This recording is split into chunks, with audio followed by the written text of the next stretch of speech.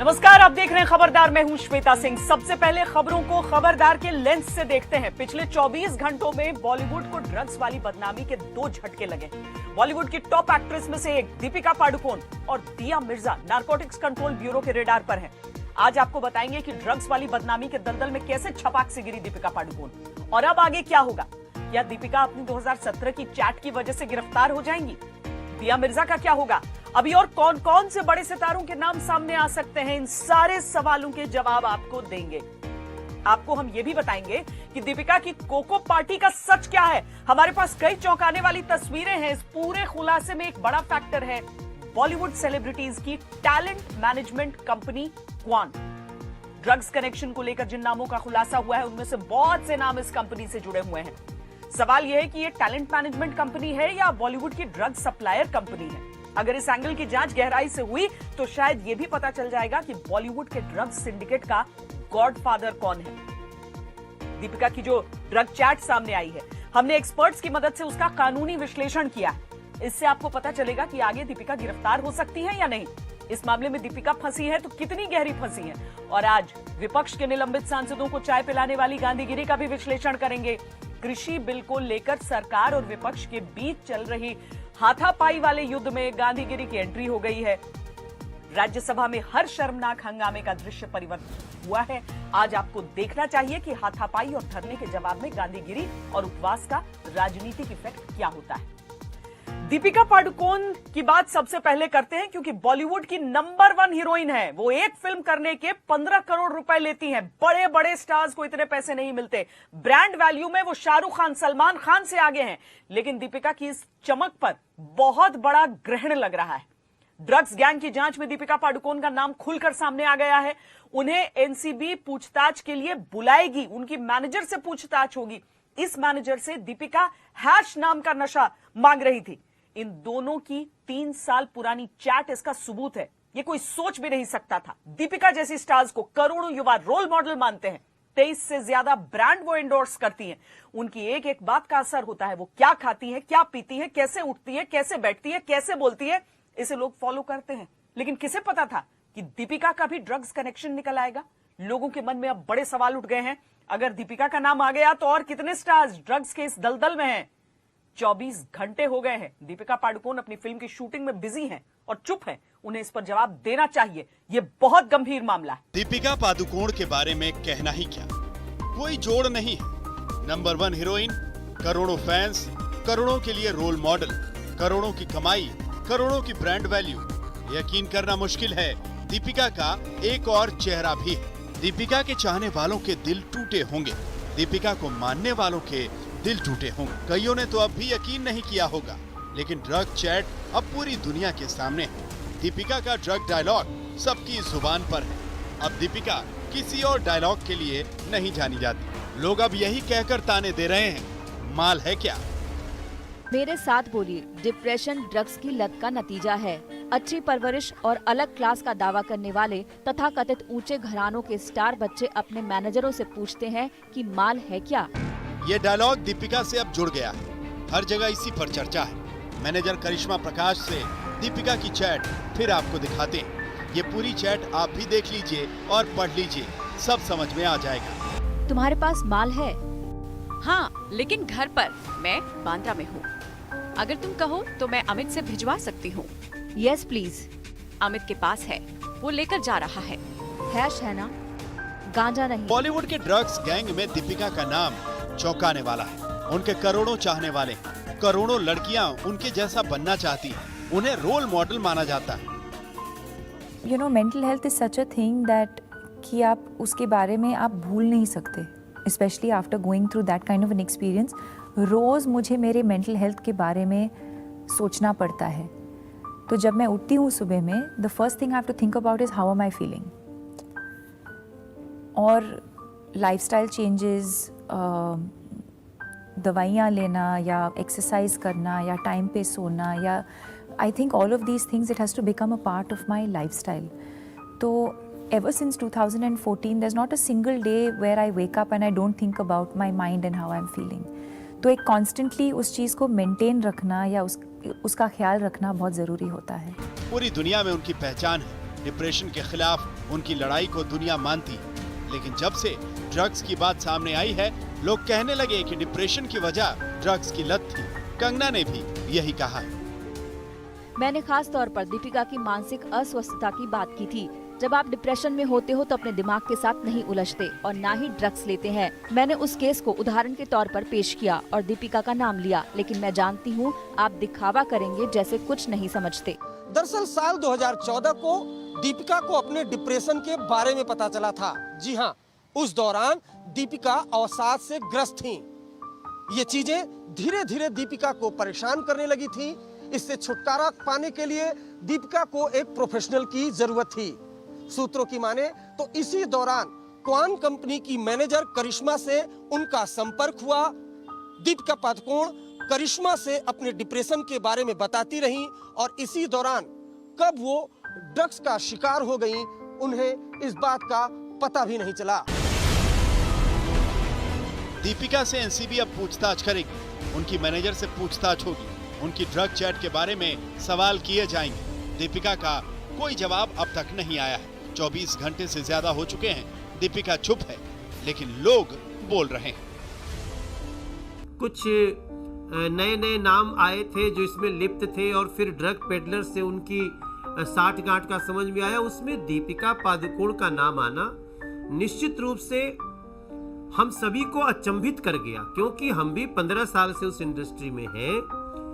हमने कभी नहीं इस तरह की पार्टियों का हमें कुछ पता ही नहीं चला।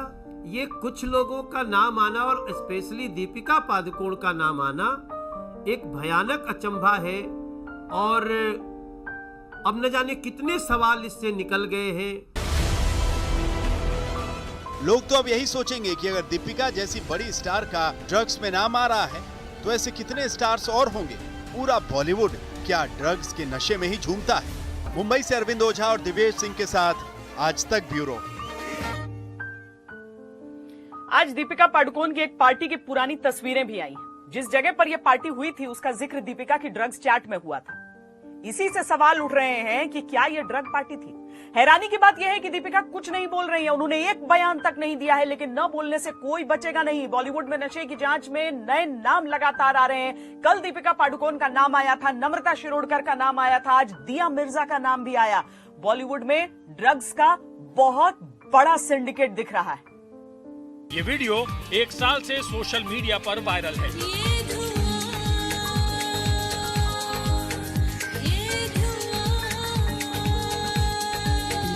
वीडियो के पहले फ्रेम में ही दीपिका पादुकोण दिखती हैं। इस वीडियो में दिख रहे फिल्मी स्टार्स को लोग नशे में डूबा बता रहे हैं। इस वीडियो का हवाला देकर बॉलीवुड के ड्रग्स गैंग की जांच की मांग 1 साल से हो रही है, लेकिन जांच हुई जब सुशांत और रिया का मामला आया। अब जांच गहराई से हो रही है तो बॉलीवुड के ड्रग्स वाले सीक्रेट बाहर आ रहे हैं। बड़े बड़े स्टार्स का नाम आ गया है। दीपिका पादुकोण का नाम आ चुका है। नया नाम एक्ट्रेस दिया मिर्जा का है। श्रद्धा कपूर की ड्रग चैट सबने देखी है। नम्रता शिरोडकर की चैट सबने देखी है। सारा अली खान का नाम रिया ने लिया। रकुलप्रीत सिंह का नाम रिया ने लिया। सिमोन खंबाटा का नाम रिया ने लिया। खुद रिया चक्रवर्ती 14 दिन से जेल में हैं, उन्हें जमानत नहीं मिल रही है। जैसे जैसे जांच बढ़ रही है, बड़ा सिंडिकेट सामने आ रहा है। नए नए नाम सामने आ रहे हैं, नए नए राज खुल रहे हैं। ये तस्वीरें आप देखिए, ये मुंबई में दीपिका पादुकोण की पार्टी की तस्वीरें हैं। 2017 में ये पार्टी हुई थी। इसमें बड़े बड़े सितारे आए थे। कुछ के चेहरे दिख रहे हैं। इसमें दीपिका पादुकोण थी। ये तस्वीरें हम आपको क्यों दिखा रहे हैं, इसका जवाब दीपिका की उसी ड्रग चैट में है जिसमें मैनेजर करिश्मा प्रकाश के साथ उनकी बातचीत है और जिसमें वो हैश नाम का ड्रग मांग रही है। ये चैट 28 अक्टूबर 2017 को हुई थी। इसी रात कोको रेस्तरां में ये पार्टी हुई थी। दीपिका की ड्रग चैट में कोको का जिक्र भी था। पूरी चैट आप एक बार फिर ध्यान से देखिए। तुम्हारे पास माल है? हाँ, लेकिन घर पर। मैं बांद्रा में हूँ। अगर तुम कहो तो मैं अमित से भिजवा सकती हूँ। Yes please. अमित के पास है, वो लेकर जा रहा है। हैश है ना, गांजा नहीं। तुम कितने बजे तक कोको आ रही हो? 11:30 या 12 बजे। शैल वहाँ कब तक है? मुझे लगता है कि उसने 11:30 कहा था, क्योंकि उसे 12 बजे तक दूसरी जगह पहुँचना है। आपने देखा कि इस चैट में कोको का जिक्र हुआ। उसी दिन कोको में दीपिका की पार्टी हुई। चैट के मुताबिक दीपिका हैश मांग रही थी, तो क्या ये पार्टी दीपिका की ड्रग्स पार्टी थी? इन सवालों के जवाब दीपिका को देने चाहिए, लेकिन दीपिका की तरफ से एक बयान तक नहीं आया। दीपिका के बाद अब दूसरे नाम आ रहे हैं।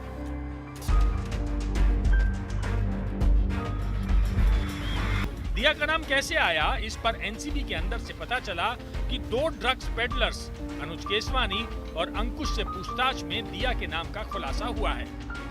आरोप यह है कि दिया मिर्जा की मैनेजर उन तक ड्रग्स पहुंचाती थी। एनसीबी के सूत्रों का दावा है कि पिछले साल दिया मिर्जा के लिए खरीदी गई ड्रग्स की पुख्ता जानकारी और सबूत भी एनसीबी के हाथ लगे हैं, लेकिन दिया मिर्जा ने इन बातों को बेबुनियाद बताया है। मैं इस खबर को सिरे से खारिज करती हूँ, क्योंकि ये गलत, निराधार और गलत इरादों के साथ किया जा रहा है। इस तरह की गलत रिपोर्टिंग से मेरी प्रतिष्ठा पर सीधा असर पड़ता है। ये मेरे करियर को नुकसान पहुँचाने वाला है, जिसे मैंने सालों की मेहनत से बनाया है। मैंने अपने जीवन में कभी भी न तो ड्रग्स खरीदी है और न ही इसका सेवन किया है। मैं कानूनी रास्ता अपनाऊंगी। मेरे साथ खड़े लोगों का धन्यवाद। जैसे ही दिया का नाम सामने आया, उन्होंने ट्विटर पर अपनी सफाई दी। दिया ने कहा कि उन्होंने जिंदगी में कभी ड्रग्स को हाथ नहीं लगाया, लेकिन एनसीबी के रडार पर वो आ चुकी हैं। उनकी मैनेजर को पूछताछ के लिए बुलाया जा सकता है। उसके बाद दिया का भी नंबर आएगा। अरविंद ओझा, मुंबई, आज तक। बड़े सितारे हैं ये। अगर कोई आम इंसान ऐसा करता तो उसे कानून के हाथों से कोई बचा नहीं सकता था। देखना है आगे क्या होगा। बहरहाल आपके मन में सवाल ये उठ रहा होगा कि आखिर बॉलीवुड की इस ड्रग्स लीला का आयोजक कौन है। इस सवाल का जवाब दीपिका पादुकोण की ड्रग्स चैट में ही छिपा है। दरअसल दीपिका पादुकोण जिस जया साहा से ड्रग्स की डीलिंग कर रही हैं, वो एक टैलेंट मैनेजमेंट कंपनी की टैलेंट मैनेजर है, जिसका नाम क्वान है। पिछले 2 दिनों से नारकोटिक्स ब्यूरो जया साहा से पूछताछ कर रही है। अब इस कंपनी पर भी शिकंजा कसता जा रहा है, लेकिन इससे एक बात का शक होता है, वो ये कि क्या बॉलीवुड में टैलेंट मैनेजमेंट कंपनियां बॉलीवुड के ड्रग एडिक्ट सेलिब्रिटीज का ड्रग्स मैनेजमेंट भी संभालती हैं? क्योंकि सूत्रों के अनुसार एनसीबी की पूछताछ में जया साहा ने सिर्फ दीपिका पादुकोण को ही नहीं, बल्कि कई और बॉलीवुड अभिनेत्रियों को ड्रग सप्लाई करने की बात मानी है। इसीलिए अब हमारी अगली रिपोर्ट टैलेंट मैनेजमेंट कंपनियों के ड्रग्स मैनेजमेंट वाले टैलेंट को उजागर करेगी। वो किरदार जो एनसीबी की रडार पर है और इन सबको माल सप्लाई करने का मैनेजमेंट संभालती है, क्वान। जया साह के कई ऐसे बॉलीवुड सेलिब्रिटीज के से चैट्स मिले हैं और कई बातचीत मिली है, जिसमें वो सीबीडी ऑयल, जिसमें वो ड्रग्स की बात कर रही हैं। तो अब सवाल ये उठ रहा है कि क्वान कंपनी, जिससे बॉलीवुड के कई बड़े बड़े एक्टर एक्ट्रेस कॉन्ट्रैक्ट में जुड़े हैं, क्या ये लोग बॉलीवुड के सेलिब्रिटीज को ड्रग्स भी प्रोवाइड करा रही थी? क्वान कहने को तो टैलेंट मैनेजमेंट कंपनी है, लेकिन जिस तरह के खुलासे हो रहे हैं, उन्हें देखकर शक होता है कि इसका असली काम कहीं बॉलीवुड सेलिब्रिटीज के लिए ड्रग्स मैनेज करना तो नहीं था। एनसीबी को ऐसी कई चैट्स मिली हैं जो क्वान के इस टैलेंट को जग जाहिर करती है। तुम्हारे पास माल है? हाँ, लेकिन घर पर मैं बांद्रा में हूँ। अगर तुम कहो तो मैं अमित से भिजवा सकती हूँ। यस प्लीज, अमित के पास है, वो लेकर जा रहा है। हैश है ना, गांजा नहीं। अब क्वान कंपनी के ड्रग मैनेजमेंट को समझिए। दीपिका पादुकोण अपनी जिस मैनेजर करिश्मा प्रकाश से ड्रग्स मंगवा रही हैं, वो क्वान कंपनी के लिए ही काम करती है। करिश्मा का जया साहा से भी कनेक्शन है, जो क्वान कंपनी की टैलेंट मैनेजर। जया साहा सुशांत सिंह राजपूत की भी टैलेंट मैनेजर थी। जया साहा की श्रद्धा कपूर के साथ भी ड्रग्स चैट एनसीबी को मिली है। जया साहा ही पूर्व अभिनेत्री नम्रता शिरोडकर को भी ड्रग्स सप्लाई करती थी। रिया चक्रवर्ती ने भी एनसीबी की पूछताछ में जया साहा का नाम लिया था। ये तो वो नाम हैं जिनके जया साहा के साथ कनेक्शन के बारे में एनसीबी को पता चला है, लेकिन एनसीबी सूत्रों के मुताबिक बॉलीवुड सेलिब्रिटीज को ड्रग्स सप्लाई की किंग पिन क्वान की टैलेंट मैनेजर जया साहा को ही माना जा रहा है। नारकोटिक्स कंट्रोल ब्यूरो जिस बॉलीवुड के ड्रग्स कनेक्शन की जांच कर रही है, उसमें जया साहा एक बड़े प्लेयर के तौर पर सामने आई हैं। शायद यही वजह है कि दूसरे दिन भी लगातार जया शाह से नारकोटिक्स कंट्रोल ब्यूरो की टीम पूछताछ कर रही है। जया शाह का श्रद्धा कपूर के साथ ड्रग्स को लेकर बातचीत सामने आया है, जबकि नम्रता शिरोडकर को भी लेकर व्हाट्सएप चैट सामने आया है जिसमें ड्रग्स के बारे में बातचीत कर रही है। ऐसे में जया शाह से पूछताछ नारकोटिक्स कंट्रोल ब्यूरो की टीम कर रही है, जिसमें जया शाह बड़े बड़े खुलासे कर रही हैं।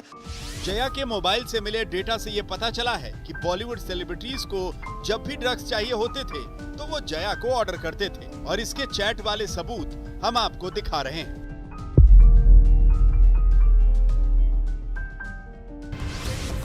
इसमें जया कहती है, जब तुम नीचे आ जाओ तो कॉल करो, मैं नीचे आऊंगी और तुम्हें दे दूंगी। इसके बाद जया कहती है, आज मैं CBD ऑयल जिनके हाथ भेज रही हूँ। इस पर श्रद्धा कपूर कहती है, hi thank you. Jaya smile में जवाब देती है। इसके बाद श्रद्धा कहती है, सुनो मैं फिर से SLB से मिलना चाहती हूँ। श्रद्धा कपूर और क्वान की टैलेंट मैनेजर जया शाह की इस चैट से ऐसा लगता है जैसे जया शाह टैलेंट मैनेजर नहीं, कोई ड्रग्स मैनेजर हो, जिसका काम ही बॉलीवुड सेलिब्रिटीज की ड्रग्स डिमांड को पूरा करना हो।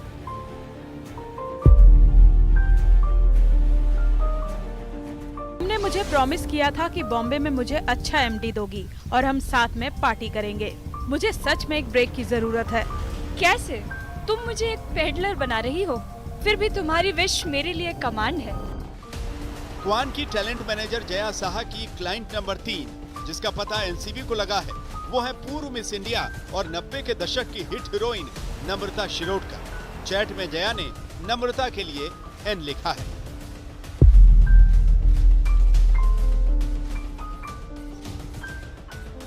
क्वान की टैलेंट मैनेजर जया और नम्रता की चैट से अंदाजा लगाइए कि जया शाह के लिए बॉलीवुड सेलिब्रिटीज के लिए ड्रग्स मैनेज करना कितना आसान काम था।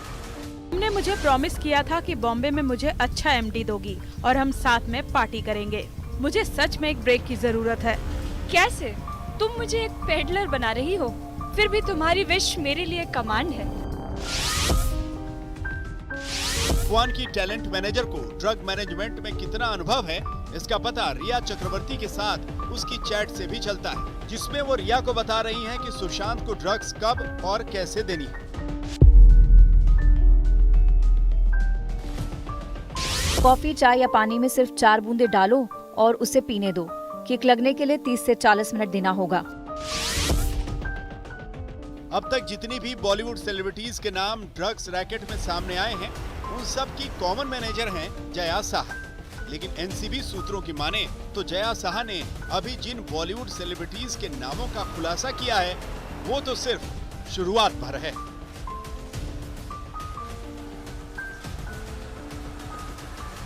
दीपिका पादुकोण, श्रद्धा कपूर, नम्रता शिरोडकर के व्हाट्सएप चैट जया शाह के साथ जिसमें ड्रग्स को लेकर बातचीत हो रही है, वो तो सामने आ चुका है। लेकिन ऐसे कई बॉलीवुड सेलिब्रिटीज हैं जिनके ड्रग्स को लेकर चैट नारकोटिक्स कंट्रोल ब्यूरो के सामने है और वो सभी नारकोटिक्स कंट्रोल ब्यूरो के रडार पर हैं। लेकिन सबसे पहले नारकोटिक्स कंट्रोल ब्यूरो की टीम सारा अली खान, श्रद्धा कपूर, रकुल प्रीत सिंह और सिमोन खंबोटा से पूछताछ करना चाहती है। उसके बाद आने वाले दिनों में दूसरे सितारों का नंबर आएगा। कैमरामैन परिंदर शर्मा के साथ अरविंद ओझा, मुंबई आज तक। अब आप समझ गए होंगे कि बॉलीवुड में ड्रग सप्लाई के बिजनेस में जया शाह कितनी बड़ी प्लेयर है। लेकिन बात निकली है तो दूर तलक जाएगी और क्वान कंपनी भी शक के घेरे में आएगी, बल्कि आ चुकी है। NCB ने आज जया शाह के साथ साथ क्वान कंपनी के CEO ध्रुव से भी लंबी पूछताछ की और जैसे जैसे पूछताछ हो रही है, बॉलीवुड की ड्रग्स मंडली की कुंडली भी NCB के सामने खुलती जा रही है और जांच का दायरा बढ़ता जा रहा है, क्योंकि अब क्वान कंपनी वो कड़ी बन चुकी है जिसे पकड़कर NCB के हाथ बॉलीवुड की पूरी ड्रग चेन की गर्दन तक पहुंच सकते हैं। NCB के सूत्र भी कबूल करते हैं कि अभी तक जिन सेलिब्रिटीज की ड्रग्स चैट सामने आई है, वो बॉलीवुड में ड्रग्स वाले ऑर्गेनाइज्ड क्राइम की सिर्फ एक छोटी सी झलक भर है। जिनके इशारों पर बॉलीवुड सेलिब्रिटीज उठती हैं, बैठती हैं, बोलती हैं और मुस्कुराती हैं, वो होती है टैलेंट मैनेजमेंट कंपनियां। यानी किसी कलाकार के टैलेंट को कब कहां इस्तेमाल करके उसकी पब्लिसिटी करनी है, ये होता है टैलेंट कंपनियों का काम। लेकिन क्या क्वान बॉलीवुड सेलिब्रिटीज की ड्रग्स पार्टीज भी मैनेज करती थी? यही जानने के लिए NCB अब क्वान की टैलेंट मैनेजर जया शाह के साथ साथ क्वान के सीईओ ध्रुव से भी पूछताछ कर रही है। वो तमाम चैट जया शाह के सामने दिखाए गए और नारकोटिक्स कंट्रोल ब्यूरो की टीम ने पूछा कि क्या ये व्हाट्सएप चैट आपने ही किए थे। सूत्रों के मुताबिक जया शाह ने नारकोटिक्स कंट्रोल ब्यूरो के सामने ये तमाम चीजें स्वीकार की। इसके अलावा क्वान कंपनी के सीईओ ध्रुव से भी आज नारकोटिक्स कंट्रोल ब्यूरो ने अलग से पूछताछ की। बाद में ध्रुव का जया से आमना सामना कराया गया। कल भी जया शाह को नारकोटिक्स कंट्रोल ब्यूरो ने सम्मन किया है और 2 बजे पूछताछ के लिए बुलाया है। अब एक बात तो साफ है कि talent management company Kwan Bollywood celebrities का ड्रग्स मैनेजमेंट भी संभालती थी, लेकिन अभी कई सवाल हैं जिनके जवाब एनसीबी जानना चाहती है। जैसे कि और कौन कौन से बॉलीवुड कलाकार हैं जिन्हें क्वान के टैलेंट मैनेजर ड्रग्स सप्लाई करते थे। क्या जया शाह और करिश्मा की तरह कंपनी के सारे टैलेंट मैनेजर ड्रग्स सप्लाई में शामिल हैं? क्या कंपनी के टैलेंट मैनेजर अपने सभी क्लाइंट्स को ड्रग्स सप्लाई का ऑफर देते थे? क्या टैलेंट मैनेजमेंट के साथ क्वान बॉलीवुड स्टार्स की ड्रग्स पार्टीज भी मैनेज करती थी? और सबसे बड़ा सवाल तो ये है कि क्वान के टैलेंट मैनेजर्स के पास बॉलीवुड में सप्लाई करने के लिए ड्रग्स आ कहां से रही थी? जया शाह से एनसीबी ने पूछा कि अब तक आपने बॉलीवुड की कितनी हस्तियों को ड्रग्स मुहैया कराया है, ड्रग्स आखिर कहां से आता था, क्या क्वान कंपनी के और लोग भी इस ड्रग्स सिंडिकेट में शामिल हैं? ये तमाम सवाल जया से 2 दिन तक लगातार पूछे गए हैं। क्वान कंपनी के सीईओ ध्रुव से पूछताछ हुई है और कल क्वान कंपनी के ही एक बड़े एसोसिएट बॉलीवुड के प्रोड्यूसर मधु मंटीना वर्मा से नारकोटिक्स कंट्रोल ब्यूरो की टीम पूछताछ करेगी। उसके बाद जया शाह, ध्रुव, मधु मंटीना वर्मा, इन तीनों को आमने सामने बिठाकर पूछताछ की जाएगी। क्वान बॉलीवुड की सबसे बड़ी टैलेंट मैनेजमेंट कंपनियों में से एक है। इस कंपनी की शुरुआत करीब 11 साल पहले हुई थी। Talent management, sponsorship, live events, influencer marketing और डिजिटल कंटेंट मैनेज करना इस कंपनी का मुख्य काम है, जिसके लिए कंपनी में 200 से ज्यादा टैलेंट मैनेजर्स की पूरी टीम है। बताया जाता है कि 40 से ज्यादा बॉलीवुड सितारे इस कंपनी के क्लाइंट हैं, जिनमें ऋतिक रोशन और टाइगर श्रॉफ जैसे बड़े स्टार्स भी शामिल हैं। लेकिन अब उसकी टैलेंट मैनेजर जया शाह का नाम सामने आया है। उसके बाद क्वान पर एनसीबी का शिकंजा कसता जा रहा है।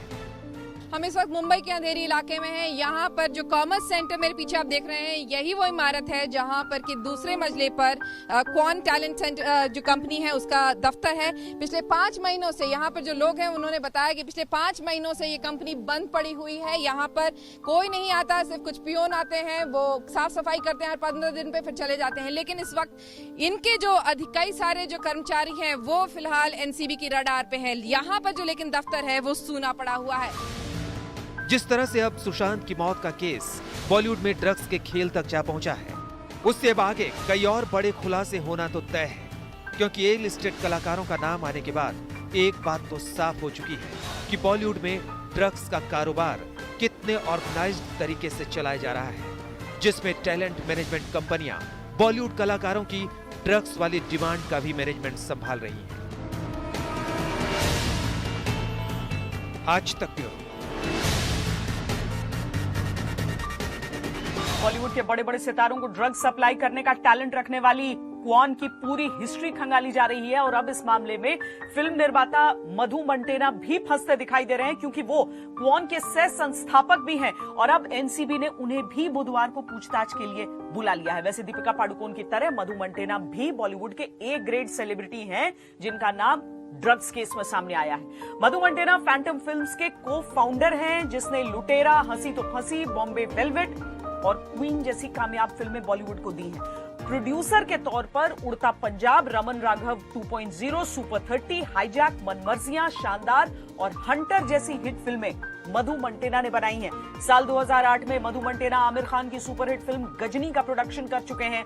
वो क्वान कंपनी में हिंदी, तेलुगु और बांग्ला फिल्मों का प्रोडक्शन और डिस्ट्रीब्यूशन भी संभालते हैं। ऐसे में जब क्वान का नाम ड्रग सप्लाई करने में सामने आया है तो मधु मंटेना की भूमिका भी शक के घेरे में है और अब उन्हें एनसीबी के सवालों के जवाब देने होंगे। अब तक नारकोटिक्स कंट्रोल ब्यूरो ड्रग्स के रिया कनेक्शन की पड़ताल ही कर रही थी, लेकिन अब दीपिका पादुकोण जैसी एक्ट्रेस का नाम इस ड्रग नेटवर्क से जुड़ने से खलबली मच गई है। सवाल उठता है कि क्या सिर्फ ड्रग्स चैट के सामने आना ही पुख्ता सबूत है, और क्या इन ड्रग्स चैट से ही शिकंजा कसा जा सकता है? चैट की कानूनी मान्यता क्या है?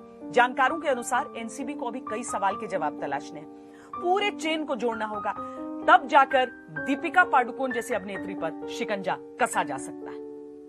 नारकोटिक्स कंट्रोल ब्यूरो के पास दीपिका पादुकोण का वो व्हाट्सएप चैट है जो उनके खिलाफ गवाही दे रहा है। इस चैट में दीपिका हैश और वीड जैसे शब्दों का इस्तेमाल कर रही है। हैश यानी हशीश, वीड यानी गांजा।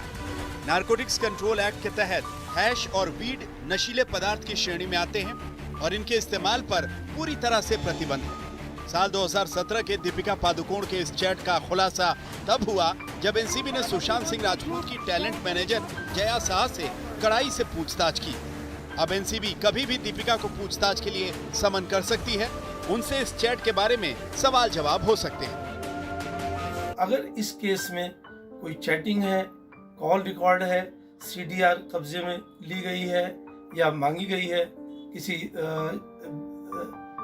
ऑथराइज चैनल से, तो उन सब चीज़ों की अपनी हैसियत है एविडेंस एक्ट के तहत, और वो इन्वेस्टिगेशन के दौरान भी और ट्रायल के दौरान भी वो कोर्ट में इस्तेमाल की जाएंगी। लेकिन बड़ा सवाल ये है कि दीपिका के इस चैट से क्या साबित होता है और दीपिका पर आरोप क्या बनते हैं। सबसे पहले उनकी चैट की भाषा पर ध्यान दीजिए। तुम्हारे पास माल है? हाँ, लेकिन घर पर। मैं बांद्रा में हूँ। अगर तुम कहो तो मैं अमित से भिजवा सकती हूँ। Yes please. अमित के पास है, वो लेकर जा रहा है। हैश है ना, गांजा नहीं? हाँ, हैश है। इस चैट के आधार पर एनसीबी दीपिका पादुकोण पर शिकंजा कस सकती है। उन पर सेक्शन 8C यानी प्रतिबंधित चीज खरीदना और इस्तेमाल करना, सेक्शन 20B2 ड्रग्स बनाना, रखना, बेचना, खरीदना या इस्तेमाल करते पाया जाना, सेक्शन 27A प्रतिबंधित ड्रग्स से जुड़ी एक्टिविटी को बढ़ावा देना जैसे आरोप लगाए जा सकते हैं। अब सवाल उठता है कि क्या ये आरोप दीपिका पादुकोण की मुश्किलें बढ़ा सकते हैं? तो जवाब है हाँ।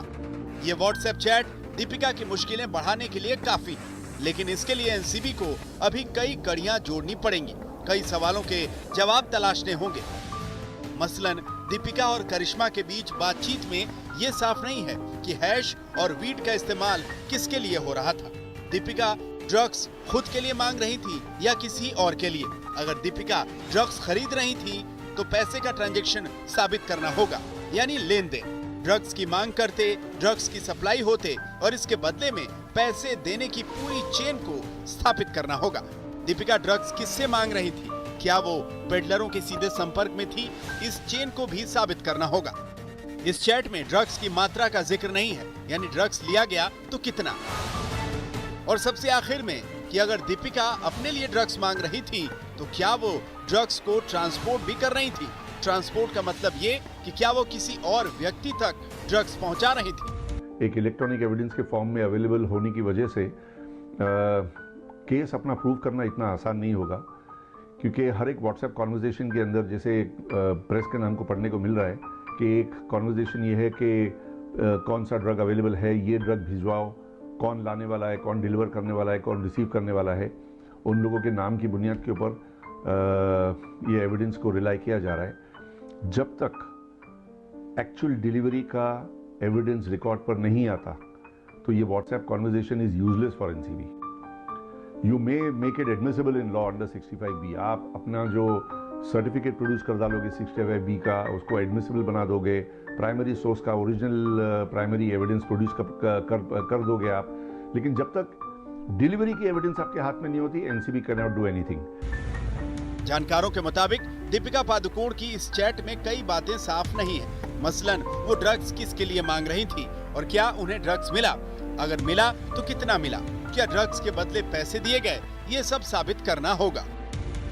कंजम्पशन के चार्ज के आगे वो ज़्यादा कुछ प्रूव नहीं कर पाएंगे, क्योंकि व्हाट्सएप चैट के अंदर किसी किस्म की क्वांटिटी का जिक्र है नहीं। ये पता नहीं है कि कमर्शियल क्वांटिटी है, ये क्या है। जब एक कंज्यूमर एक पर्टिकुलर चीज़ मंगा रहा है तो जाहिर है कंजम्पशन के लिए मंगाया होगा।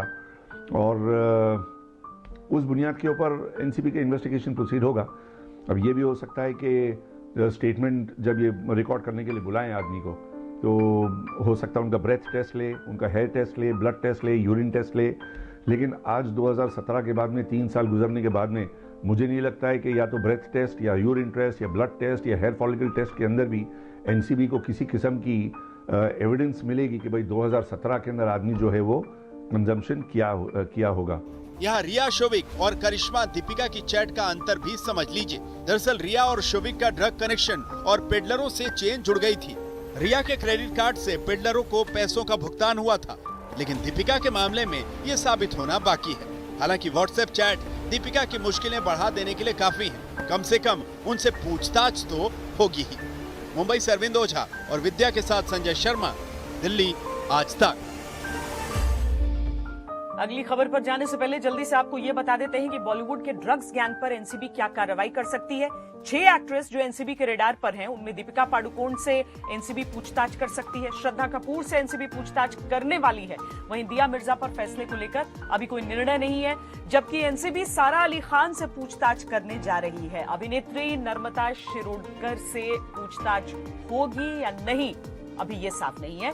वहीं रकुलप्रीत सिंह पर जल्द ही समन जारी हो सकता है। बहरहाल अब एक दूसरी बड़ी खबर आपको देते हैं जो लाइन ऑफ एक्चुअल कंट्रोल से आ रही है हमारे सामने। लद्दाख में भारत चीन की तनातनी को लेकर सोमवार को भारत और चीन के सैन्य कमांडरों के बीच लंबी बातचीत हुई। बेहद लंबी इस बातचीत के बाद दोनों देशों ने संयुक्त बयान जारी किया है। इसमें कहा गया है कि सरहद पर और सेनाएं न भेजने पर सहमति बने। अभी तक यह हो रहा था कि दोनों देश अपनी अपनी सेनाओं को एक बराबर वहां पर मेंटेन कर रहे थे और इसीलिए सैनिकों की संख्या वहां बढ़ती जा रही थी। अब भारत और चीन के सैन्य कमांडरों के बीच 6 राउंड की बात हो चुकी है। 6ठे राउंड में विदेश मंत्रालयों के अफसर भी शामिल थे। इसमें यह फैसला हुआ कि दोनों देश जमीन पर संवाद को और बढ़ाएंगे और हालात बिगड़ने वाले कदम नहीं उठाएंगे।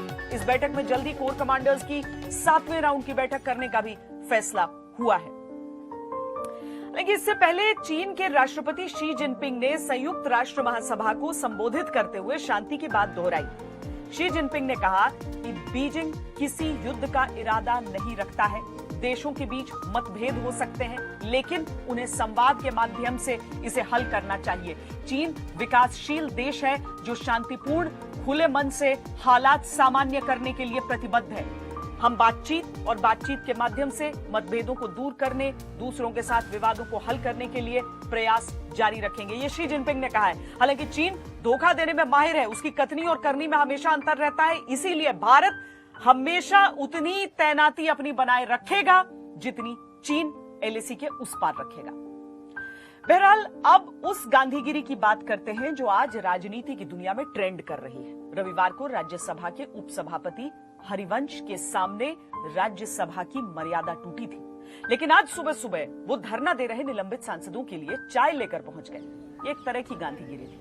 उपसभापति हरिवंश जी की गांधीगिरी के जरिए सरकार ने विपक्ष पर वार किए। प्रधानमंत्री नरेंद्र मोदी ने इसे उनकी विनम्रता और लोकतंत्र में आस्था बताया, लेकिन विपक्ष को राजनीति का ये स्टाइल रास नहीं आया। उपसभापति हरिवंश जी की चाय विपक्ष ने रिजेक्ट कर दी, धरना भी खत्म कर दिया, लेकिन साथ ही ये ऐलान भी किया कि वो राज्यसभा का पूरे सत्र के लिए बॉयकॉट कर रहा है। विपक्ष की मांग है 8 सांसदों के निलंबन को रद्द किया जाए।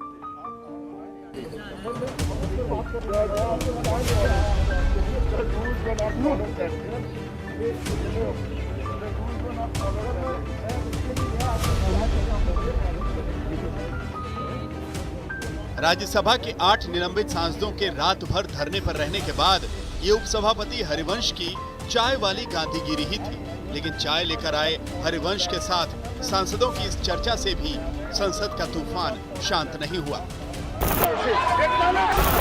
क्योंकि बात वहीं अटकी रही कि सही कौन और गलत कौन। रविवार को संसद की मर्यादा टूटी, लेकिन जिम्मेदार कौन? इस पर न निलंबित सांसद झुके न उपसभापति। सांसदों ने हरिवंश की लाई चाय पी भी नहीं, तो उधर हरिवंश ने गांधीगिरी के तर्कश का एक और तीर निकाला।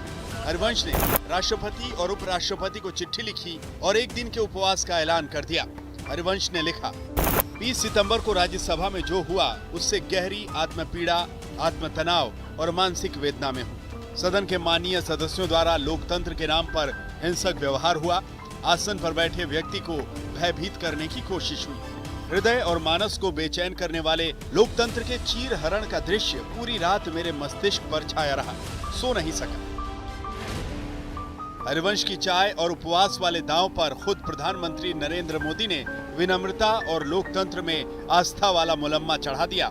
लेकिन विपक्ष के मन में तो सांसदों के निलंबन के बहाने किसानों के मुद्दे पर राजनीति का लंबा प्लान तैयार हो चुका है। 8 निलंबित सांसदों का धरना तो समाप्त हो चुका है, लेकिन लगभग समूचे विपक्ष ने राज्यसभा का पूरे सत्र के लिए बॉयकॉट का ऐलान कर दिया है। सिर्फ राज्यसभा ही नहीं बल्कि उच्च सदन के निलंबित सांसदों के नाम पर लोकसभा में भी हंगामा हुआ और कम से कम मंगलवार को विपक्ष ने लोकसभा की कार्रवाई का बॉयकॉट कर दिया। राज्यसभा लोकसभा से जुड़ा भाई है सर। अगर राज्यसभा में किसी तकलीफ होगी तो हमें भी होगा, हम माने चाहे ना माने। हमारी मुद्दा ये था कि जो कृषि जो बिल है ये वापस लिया करें, यही हमारा मुद्दा था और कुछ नहीं। सरकार के सामने विपक्ष की ओर से 4 मांगे रख दी गई हैं। पहली मांग तो यही है कि बिना शर्त राज्यसभा के 8 सांसदों का निलंबन रद्द किया जाए। बाकी 3 मांगे किसानों के बिल से जुड़ी हुई हैं। विपक्ष कह रहा है कि बिल में ही ये प्रावधान हो कि न्यूनतम समर्थन मूल्य से नीचे अनाज खरीदने की इजाजत नहीं होगी। स्वामीनाथन कमेटी की सिफारिशों के आधार पर फसलों का न्यूनतम समर्थन मूल्य निर्धारित हो। FCI और राज्य की एजेंसियां किसानों से न्यूनतम समर्थन मूल्य पर सरकारी खरीद करें। देश का किसान और मजदूर सड़कों पर है, पर सत्ता के नशे में मदमस्त मोदी सरकार उनकी रोटी छीन खेत और खलिहान को मुट्ठी भर पूंजीपतियों के हवाले करने में लगी है। अब मोदी सरकार का नया मूल मंत्र है, वो है किसानों को मात और पूंजीपतियों का साथ।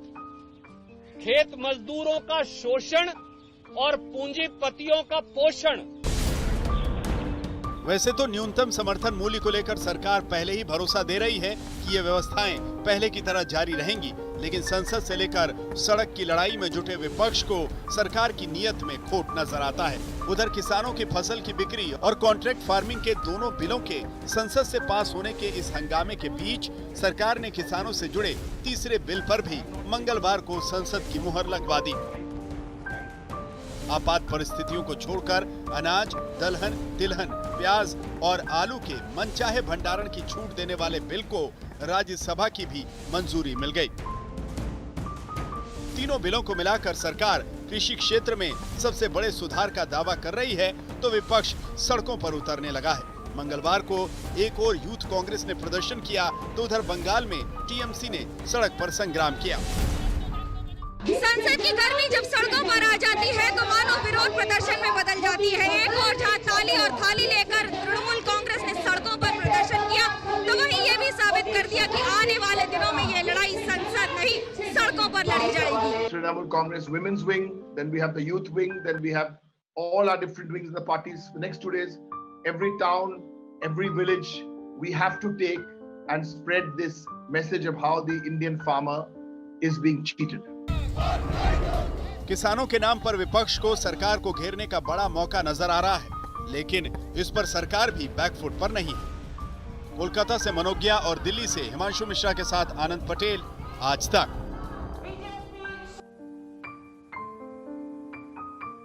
आपको बता दें कि कश्मीर घाटी में भूकंप के तगड़े झटके महसूस किए गए हैं। खबरदार में आज के लिए इतना ही। देश और दुनिया की बाकी खबरों के लिए आप देखते रहिए आज तक।